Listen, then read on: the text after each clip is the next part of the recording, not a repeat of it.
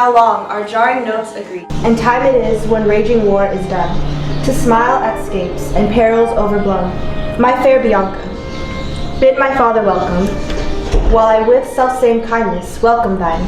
Brother Petruchio, Sister Katharina, and thou Hortensio, and thy loving widow.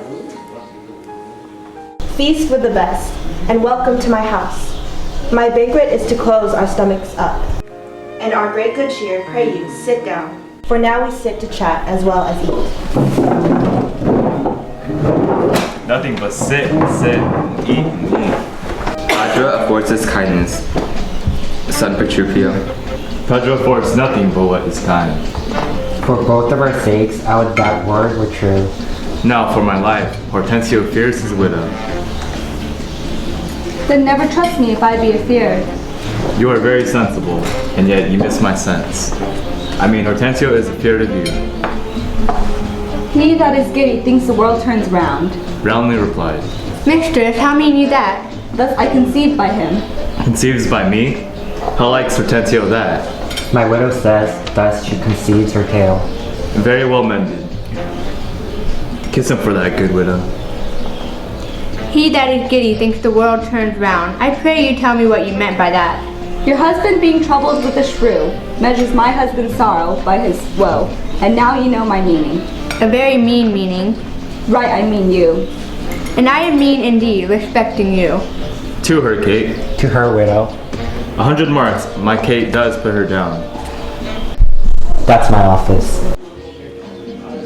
Head and butt. A hasty-witted body would say your head and butt were head and horn. Ay, Mistress Bride, hath that awakened you? Nay, thou you shall not. Since you have begun, have at you for a bitter gesture to. Am I your bird? I mean to shift my bush and then pursue me as you draw your bow. You are welcome all.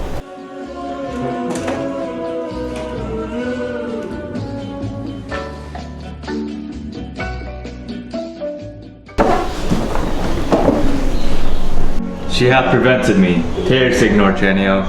This bird you aimed at, though you hit her not. Therefore, a health to all that shot and missed. O Sir Lucentio, slip me like his greyhound, which runs himself and catches for his master. A good swift simile, but something currish. 'Tis well, sir, that you hunted for yourself. 'Tis thought your deer does hold you at a bay. Oh, Petruchio, Tranio hits you now. I thank thee for that good Tranio.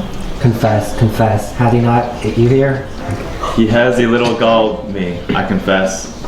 And as the jest did glance away from me, 'tis 10 to 1 it maimed you two outright.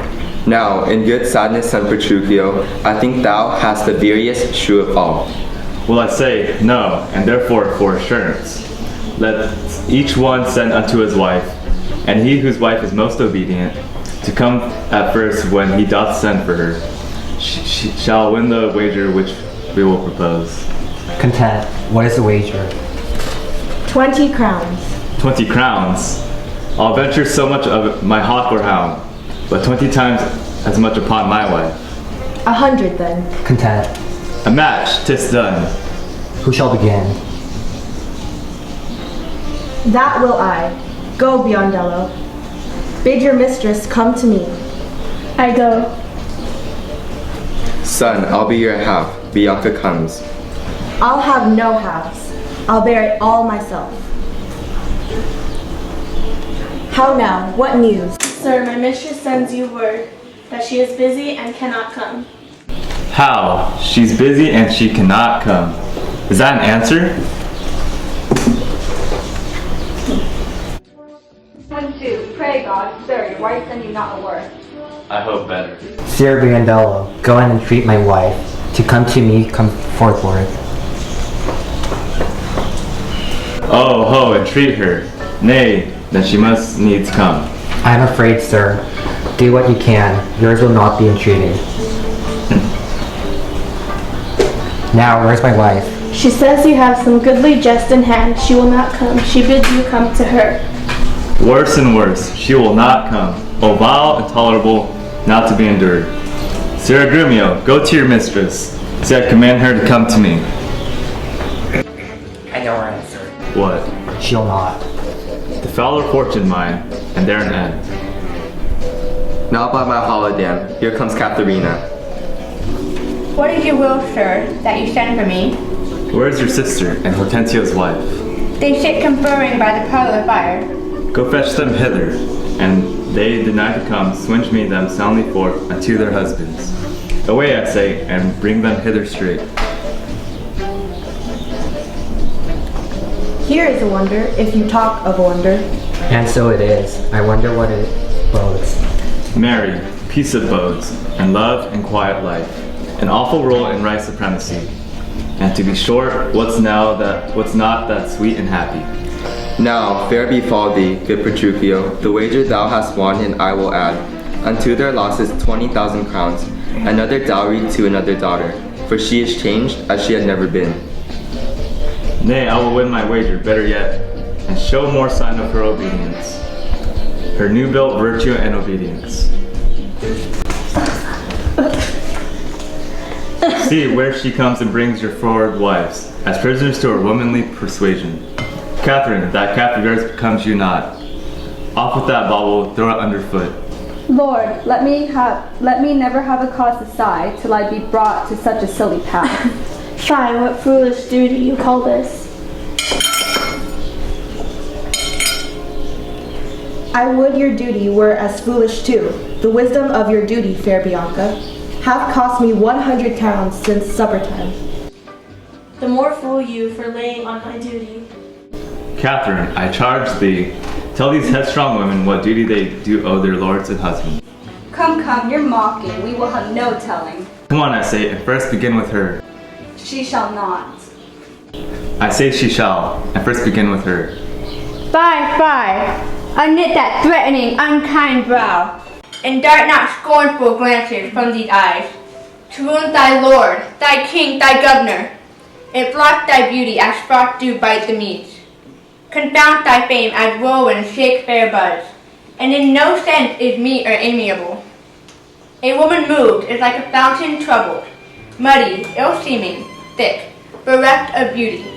And while it is so, none so dry or thirsty will deign to sip or touch one drop of it. Thy husband is thy lord, thy life, thy keeper, thy head, thy sovereign, one that cares for thee. And for thy maintenance commits his body to painful labor, both by sea and land, to watch the night in storm, the day in cold, while so liest warm at home, secure and safe, and crave no other tribute at thy hands, but love, fair looks, and true obedience. Too little payment for so great a debt. Such duty as the subject owes the prince. Even such a woman oweth to her husband. And when she is froward, peevish, sullen, sour, and not obedient to his honest will, what is she but a foul contending rebel, and gracious traitor to her loving lord? I am ashamed that women are so simple, to offer war where they should kneel for peace, or seek the rule, supremacy, and away, when they are bound to serve, love, and obey. Why are our bodies soft and weak and smooth, unapt to ill and trouble in the world, but that our soft condition and hearts should well agree with our external parts? Come, ye froward and unable worms, my mind hath been as big as one of yours, my heart as great, my reason happily more, to bandy word for word and frown for frown.